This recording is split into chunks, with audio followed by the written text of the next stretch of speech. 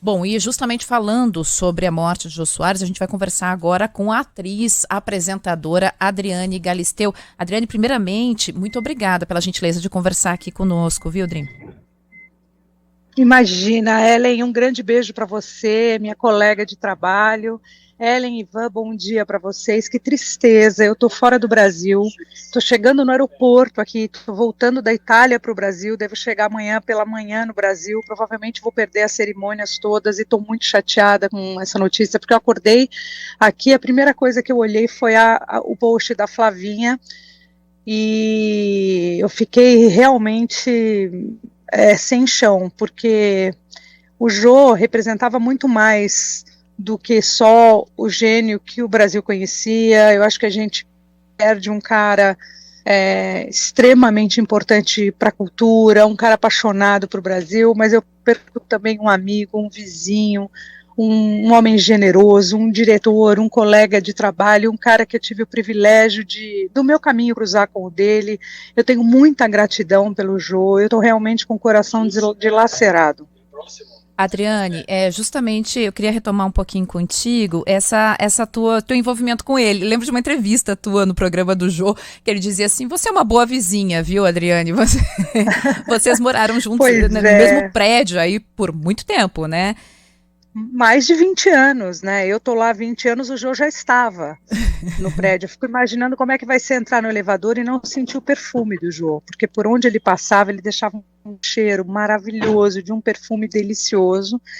E eu fico pensando nisso agora. Eu falo, poxa, eu tô voltando para casa depois de uma viagem incrível que eu fiz com a minha família. Vou entrar no elevador e não vou sentir o perfume do Jô. E não vou sentir nunca mais esse perfume. É uma coisa muito difícil de administrar a falta de uma pessoa, não importa quantos anos ele tinha. A gente é muito egoísta nessa hora, não quer saber como é que estava a questão de saúde só, porque para mim ele estava bem, ele estava indo e vindo do hospital com uma questão de um tratamento mais delicado, mas toda vez que eu falava com ele, eu encontrava as mulheres da vida dele que eu falo, a Claudinha, a Flavinha, eu sei que ele estava bem, porque ele era um homem muito forte e tudo, então só de ouvir, não, tá tudo bem, tá tudo sob controle, me dava um afago no coração. E agora saber que ele não vai estar mais ali e que, de fato, eu vou entrar nesse prédio, não vou mais ver o carro dele, não vou mais encontrar com ele, me deixa com o coração muito apertado. Eu estou muito chateada de não poder estar aí, inclusive, próximo das pessoas que ele amava, para poder dar um abraço na Flavinha. É muito difícil, profissionalmente falando e pessoalmente falando, porque eu tenho uma gratidão profissionalmente por ele. Eu participei de dois espetáculos muito importantes da minha carreira e na carreira do Jô, aliás, três. Ele me dirigiu 3 vezes nos palcos, e agora eu estava com um texto na mão que a gente estava discutindo a volta dele como diretor e a volta para o palco. A gente estava começando a se reunir de novo, porque ele não queria, por causa da pandemia, ele não quis fazer nenhum tipo de ensaio online, ele queria fazer fisicamente. E aí eu estou com um texto na mão, que a gente ia retomar uns ensaios para voltar e fazer um espetáculo novo. Olha que coisa, Ellen, olha que coisa, Ivan, como é a vida, né? Eu estava voltando para o Brasil para conversar com ele sobre datas de ensaio. Ai, é difícil, muito difícil. Pois é, Adriane, eu vi justamente isso. As últimas notícias de vocês era que vocês tinham programado lá em 2020 um espetáculo, seria sobre a história de uma doméstica, né? E que aí estavam esperando acalmar a Exatamente, pandemia, é isso? exatamente. Esse texto está na minha mão,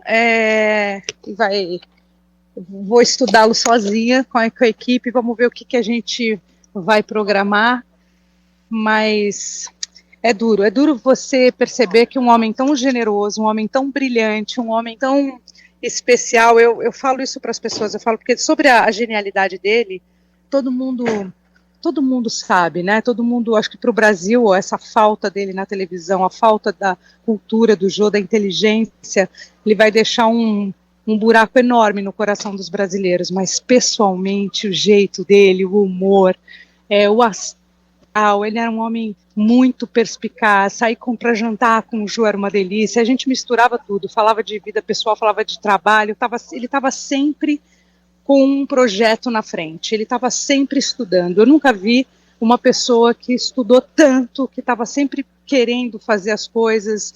Ele era um homem cheio de vontade. Ele deixa essa marca na minha vida também, sabe? De olhar para frente, de estar sempre procurando um próximo projeto, dedicando 100% a minha vida, porque ele era assim. A cada projeto, ele se dedicava 100%. A gente estava falando aqui, Adriane, sobre como classificar Jô Soares, né? Quando você escreve sobre uma pessoa e fala a atriz Adriane Galisteu, a jornalista Ellen Brown, e o tanto de características e de funções que a gente pode elencar ao Jô, né? E a gente resumiu a artista. E aí pegamos vertentes aqui do cinema, do teatro, e você que trabalhou diretamente com ele no teatro, eu queria saber como era um Jô dirigindo uma pessoa tão próxima ainda, né? O Jô que tinha um cuidado muito grande pelas obras, né? E aí eu queria saber um pouco disso também, né? Como era trabalhar com alguém que você tem uma relação tão íntima. Eu acho que a genialidade, o brilhantismo do Jô vem junto com a generosidade.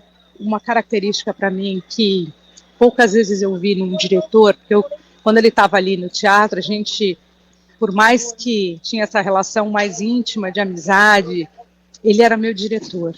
E eu estava ali pronta para aprender tudo dele, porque ele era um homem que não escondia nada, ele queria ensinar. Ele era aberto para isso, de uma generosidade. Se você visse como eram os ensaios, ele abria as portas da casa dele para a gente ensaiar, a delicadeza dele com o elenco, a delicadeza dele com a produção. Ele era um homem muito fora da curva, de verdade. É curioso, porque às vezes a gente está falando, deve ter gente ouvindo falando, agora que ele morreu, ele era assim, ele era assado, porque sempre acontece dessa forma. Mas neste caso, Jô Soares, eu não tenho outra coisa para dizer dele, a não ser que ele era um homem extremamente generoso, ele era um grande amigo, ele era muito bom amigo dos amigos, ele era um homem muito especial em todos os sentidos. Eu acho que ele se abalou demais com a morte do filho dele, é aí que eu vi um Jô um pouco mais vulnerável, mas até então eu vi um Jô, uma fortaleza, e acho que quando ele perde o filho há um tempo atrás, nós não estamos preparados para perder o filho, né, e para inverter a lei da vida. E acho que ali o Jô balançou muito. E foi a partir deste momento que ele começou a ficar um pouco diferente em relação à vida, sabe, ao brilho da vida.